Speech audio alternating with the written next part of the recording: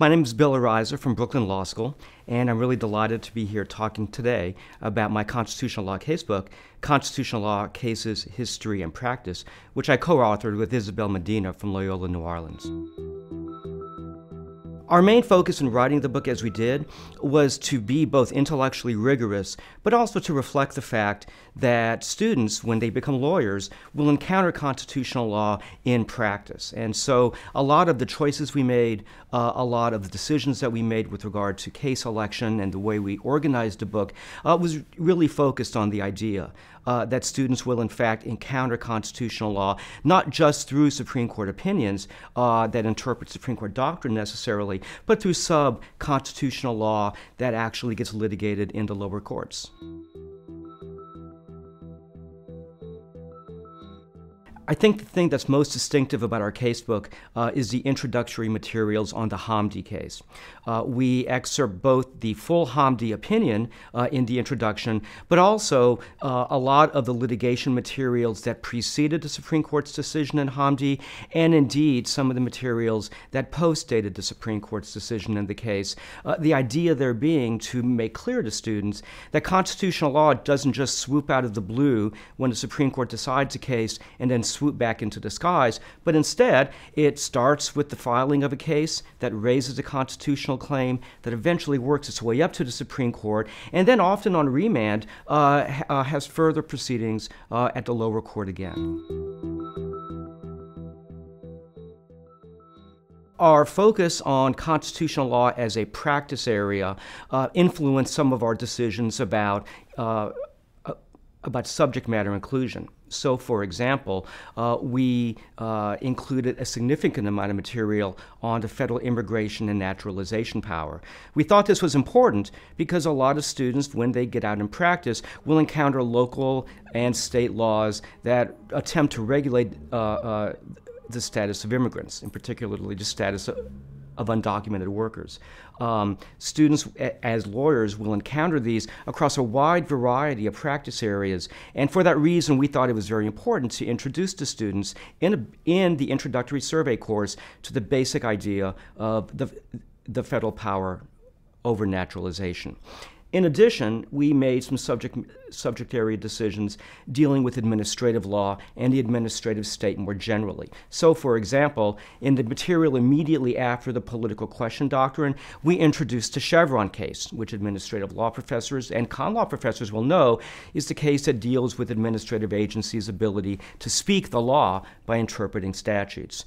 We also, in the materials about congressional power to affect the jurisdiction of the federal courts, included a case called Shore versus Commodities Futures Trading Corporation, which deals with congressional power to create agency courts or Article I courts that take some of the federal power to decide cases and controversies.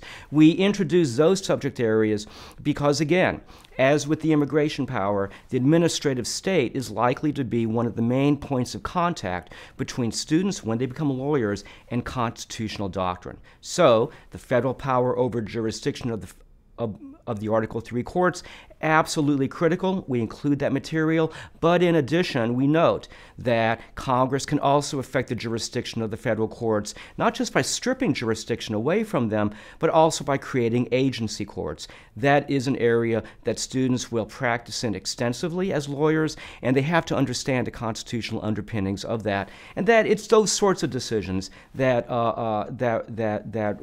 we try to make in the book. Always animated by the idea that students will be practicing constitutional law. Another example of exactly this sort of concern with constitutional law in practice is our decision to include in the Commerce Clause materials a case called Jones versus United States. Jones is just a statutory interpretation case dealing with how broadly to interpret a federal arson statute, but the court decided that interpretive question against a backdrop of its Commerce Clause jurisprudence. So we included Jones with the idea of explaining or showing to students how constitutional doctrine, in this case the Commerce Clause, affects a sub-constitutional decision, for example, a decision like the one in Jones on how broadly to construe a federal statute. I think one of the most notable features about the book's organization is our use of notes. In particular, what we tried to do was to use notes not just to present interesting theoretical or conceptual issues for students, but also to as connective thread between the main cases that we excerpt. Too often in casebooks, I think in particular in constitutional law casebooks, the notes are such high theory, they're such high concept that they frustrate students. Now they're important, and that sort of high concept is important to include, and we include that, but we also use notes to, so to speak, connect the dots between the various cases that we excerpt. Just to take an example, in U.S. versus Nixon, we talk, of course, the court talks about the immunity of the executive branch from court process. After the Nixon excerpt, we include a note that provides and discusses the cases that came down after Nixon that expanded on and explained that basic doctrine. That sort of connective tissue, connective thread is, I think, a real critical use of notes, and we try to emphasize that as part of the book's organization.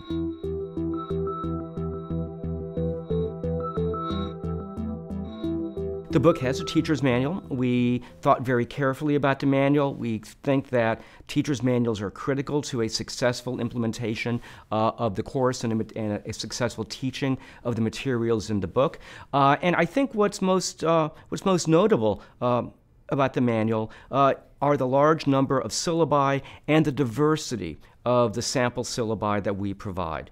Constitutional law today is taught in a variety of formats across American law schools. Anything from a one-semester, 3-unit course that just covers the basics, all the way up to a full-blown, full-year, 7-unit course.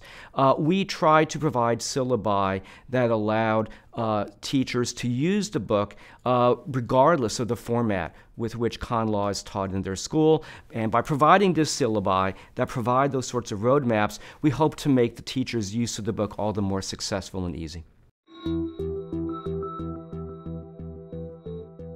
The book comes in a reduced-price loose-leaf version. We were really delighted that Lexis decided to publish the book as a loose-leaf version.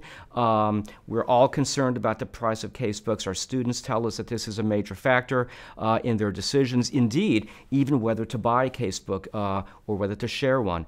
And so we thought it was very important that students be offered the option of a lower-cost loose-leaf format, and in fact the format provides for a significantly reduced price for the book, and it provides for a much easier use of the book, exactly because students can take out the pages that they're going to be using and carry only those pages around with them. In my experience, this has led to better usage of the book, because in fact students carry the pages around more frequently because they don't have to lug the entire book around. So we think the loose leaf option is really useful. It's great for the students in terms of their pocketbook, and it actually leads to students being more likely to do the reading. I would just like to close by again thanking you for taking the time to listen to this.